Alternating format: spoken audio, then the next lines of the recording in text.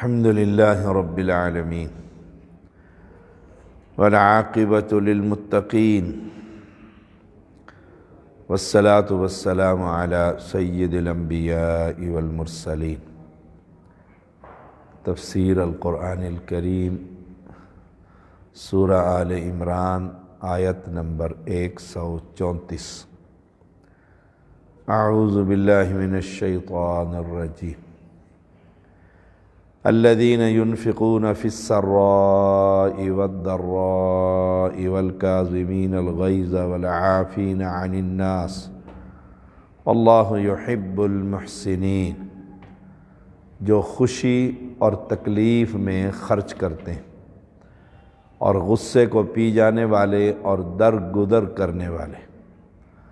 اللہ تعالی نیکی کرنے والوں سے محبت کرتا ہے. اس آیت میں جنتیوں کی صفات کا ذکر ہے. نمبر 1، تنگ دست ہوں تب بھی اور خوشحال ہوں تب بھی اللہ کے راستے میں خرچ کرتے رہتے. آپ طلبہ اور طالبات ہیں، بے شک 10 روپے بھی خرچ کریں اللہ کے راستے میں ضرور خرچ کیا کریں تاکہ ہمارے اندر جنتیوں والی صفات پیدا ہو جائے. اپنی استطاعت کے مطابق، ساری جیب خالی نہیں کرنی کہ پھر شام کو کہیں کہ پیسے دو جی، ہمارے پاس تو پیسے ختم ہو گئے. جتنی استطاعت ہے اس حساب سے خرچ کیجیے. جنتیوں کو دنیا کی مصروفیات، جنتیوں کو اللہ کے راستے میں خرچ کرنے سے دنیا کی مصروفیات روکتی نہیں ہیں، بلکہ وہ ہر وقت اللہ کی رضا کی تلاش میں رہتے ہیں. یہ مانگنے والے جو ہوتے ہیں یہ تو پروفیشنل بیگر ہوتے ہیں. آپ سے بھی مانگیں گے، مجھ سے بھی مانگیں گے. انہیں پکڑ کر ہوٹل پہ لے جائیں اور اسے کھانا کھلائیں کہ آؤ کھانا مانگا نا، کھانا کھاؤ ادھر بیٹھ کے. درجنوں مرتبہ میرے ساتھ ہو چکا ہے. میں انہیں لے کے جاتا ہوں، آؤ کھانا کھلاؤں، کہتے نہیں کھانا نہیں کھانا، پیسے دے دیں کھانے کے. تو یہ کاروباری لوگ ہوتے ہیں، یہ کھڑے ہوتے ہیں، اشاروں پر کھڑے ہوتے ہیں. تو الذین ينفقون فی السراء والضراء، خوشی میں بھی اور تکلیف میں بھی. غریب آدمی کو بھی، ملازم کو بھی خرچ کرتے رہنا چاہیے. بے شک 10 روپے خرچ کریں،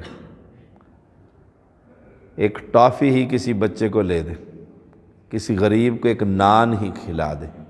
یہ نہیں کہ میں غریب آدمی ہوں مجھ پر خرچ کرنے کا نہیں، تنگی والے کو بھی خرچ کرنے کا اجر، تنگی والے کو. اور خوشحال آدمی کو تو خوب خرچ کرنا چاہیے.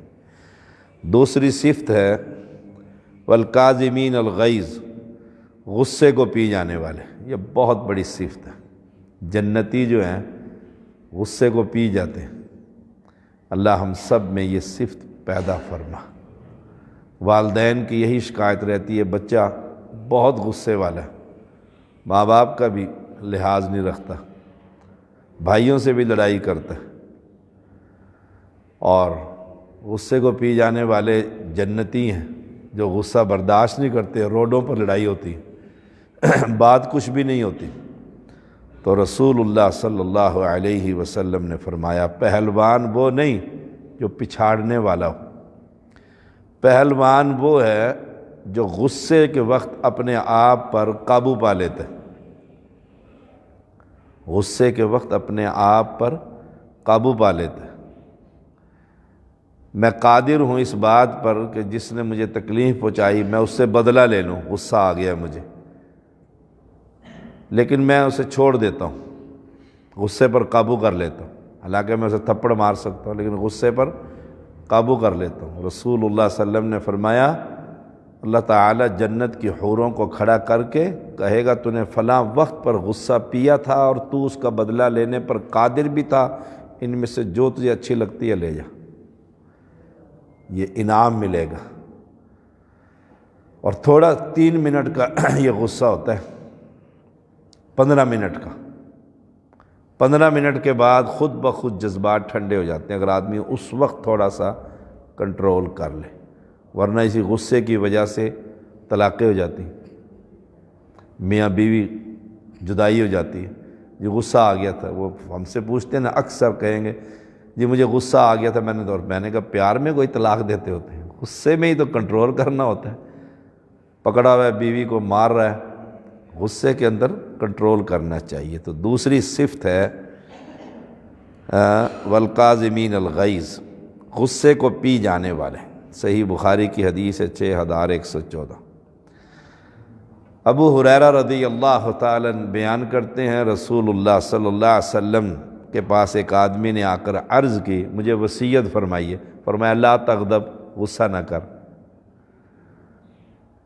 اس نے کہا مجھے وصیت فرمائیے دوسری مرتبہ، آپ نے فرمایا لا تغضب، غصہ نہ کر۔ اس نے تیسری مرتبہ کہا مجھے کوئی وصیت فرمائیے، فرمایا لا تغضب، غصہ نہ کیا کر۔ تینوں مرتبہ، صحیح بخاری 6116۔ تینوں مرتبہ اس بندے کو کیا فرما رہے ہیں؟ غصہ نہ کیا کر۔ وہ پھر سمجھتا ہے کہ مجھے تو کوئی مزے کی وصیت نہیں ملی، تو وہ پھر سوال کرتا ہے، اور آپ صلی اللہ علیہ وسلم پھر فرماتے ہیں غصہ نہ کیا کر، غصے کو کنٹرول کرنا سیکھیے۔ کالج میں ہوں، مدرسے میں ہوں، سفر میں ہوں، گھر میں ہوں، کئی لوگ مشہور ہو جاتے ہیں خوشی میں بھی اور غمی میں بھی، فلاں آ رہا ہے لڑائی ضرور ہوگی، وہ آ رہا ہے نا، کسی نے سے اپنی بیوی سے ضرور دنگا مشتی کر کے دکھا دینا اس نے کوئی نہ کوئی ڈرامہ۔ تو غصے کو پی جانے والے، رسول اللہ صلی اللہ علیہ وسلم سے ایک شخص نے گردن میں پڑی چادر کھینچی اور آپ کے گردن مبارک پر نشان پڑ گئے، چھل گئے جسے ہم کہتے ہیں۔ آپ نے اس کی طرف دیکھا تو مسکرا کر دیکھا، اور اس نے آگے سے کیا کہا؟ مجھے پیسے دو، تمہارے ابا کا نہیں ہے یہ بیت المال۔ لفظ دیکھیں کتنے سخت، تمہارے باپ کا یہ بیت المال نہیں، اس میں سے مجھے پیسے دو۔ آپ نے بلال کو مسکرا کر فرمایا اسے کچھ دے دو۔ اب غصہ دلانے والی تو بات ہے نا، کتنی تکلیف کے ساتھ آپ سے مانگا جا رہا ہے۔ تو والقاظمین الغیظ، اللہ مجھے بھی اور آپ کو بھی اور سب طلباء اور طالبات کو بھی، معلمات کو بھی، معلمین کو، سب کو اس غصے سے محفوظ فرما۔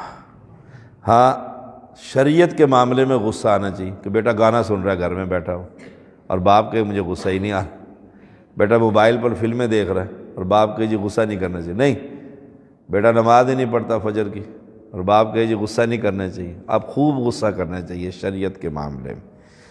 نمبر 3 والعافین عن الناس، درگزر کرنے والے لوگوں سے، معاف کرنے والے۔ درگزر، اس نے زیادتی کی ہے،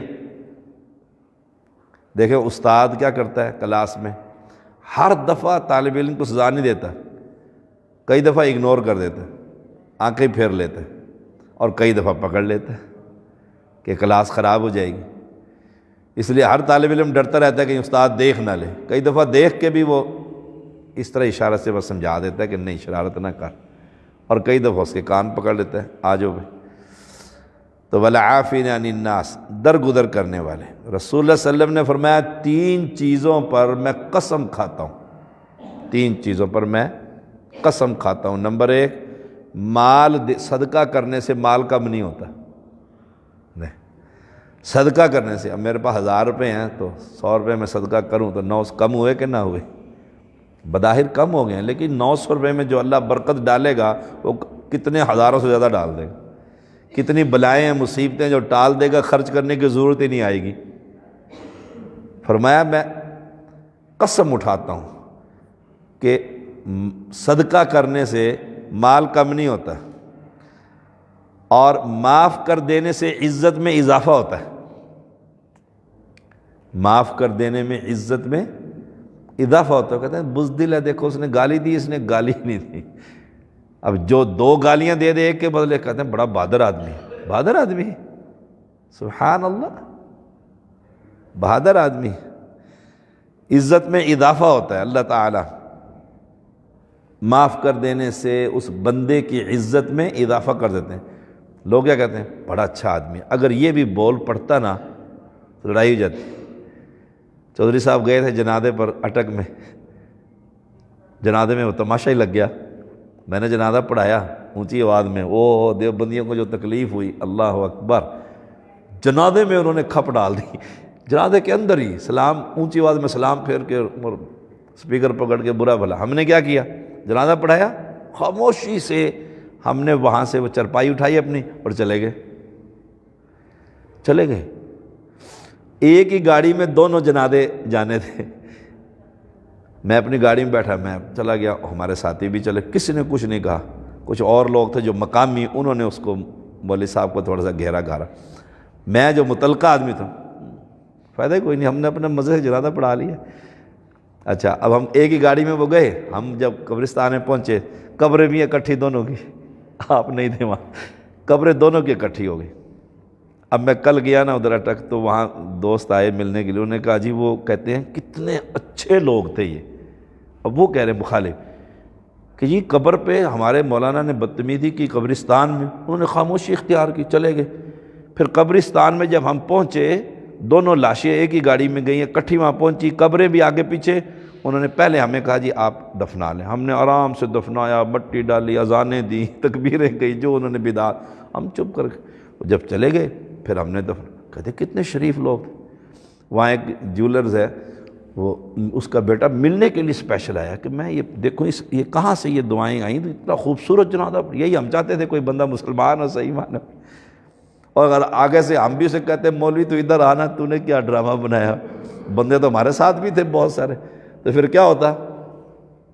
وہ کہتے وہ بھی کم نہیں تھے جنہوں نے مارا ہے، اور جنہوں نے مار کھائی وہ بھی کم نہیں۔ تو اس لیے دانائی کا، مجھے خود وہاں دوستوں نے کہا شاہ صاحب آپ نے بڑا اچھا کیا، چپکے سے نکل آئے، بس ہمارا کام ہو گیا نا، دعوت پہنچ گئی لوگوں میں۔ پورے اٹک ضلع میں، پنڈی سے مجھے فون ہے، شاہ صاحب ادھر کیا ہوا تھا؟ دعوت پھیل گئی نا اسلام کی کہ جنازے کا اصل طریقہ یہ۔ اور دوسری خبر یہ، جو دوسرا جنازہ تھا اس کے وارث کہنے لگے یہ تو جنازہ ہمارے بول نے پڑھایا ہی نہیں، پڑھایا اس نے، دوبارہ پڑھواؤ کہتے ہیں۔ وہ کہنے لگے بس کرو، اب ڈرامہ بن جائے گا تیسری مرتبہ۔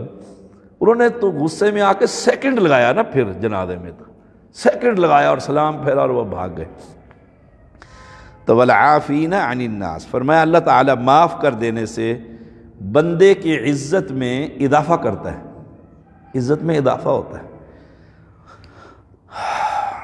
اور نمبر 3، اور جو اللہ کے لیے نیچا ہوتا ہے نا، اللہ کے لیے نیچا ہو جاتا ہے، اچھا جی معذرت جی، تاکہ مسجد میں لڑائی نہ ہو، شور نہ ہو، مسئلہ اللہ کے لیے نیچا ہوتا ہے۔ رسول اللہ نے فرمایا میں قسم کھاتا ہوں اللہ اسے اونچا کر دیتا ہے، اس کی عزت میں اضافہ ہو جاتا ہے۔ صحیح مسلم 2588۔ اور یہ احسان کا مقام ہے، واللہ یحب المحسنین، اللہ احسان کرنے والوں سے محبت کرتا ہے، نیکی کرنے والوں سے محبت کرتا ہے۔ تو یہ 3 صفات، اور پھر 3 صفات کے ساتھ 3 چیزوں پر قسم، یہ اپنی عادت بنا لیں کہ تھوڑے سے پیسے، اب سردیوں کا موسم ہے، جائیں اداروں میں دیکھیں، غرباء کو دیکھیں، انہیں جرابوں کی ضرورت، جرسیوں کی ضرورت، ٹوپیوں کی ضرورت ہے، جا کر مال خرچ کریں۔ اور گھروں میں جائیں تو بدلے میں ہوں، کہیں جی بڑا بدل گیا آدمی، کیسا تعویذ ملا ہے، بالکل کہ غصے کے وقت اپنے آپ پہ کنٹرول کریں۔ اور کہیں ایسا مسئلہ ہو جائے تو اللہ کے لیے کسی کو معاف کر کے دیکھیں، اللہ عزت میں اضافہ کرے گا۔ وآخر دعوانا الحمدللہ رب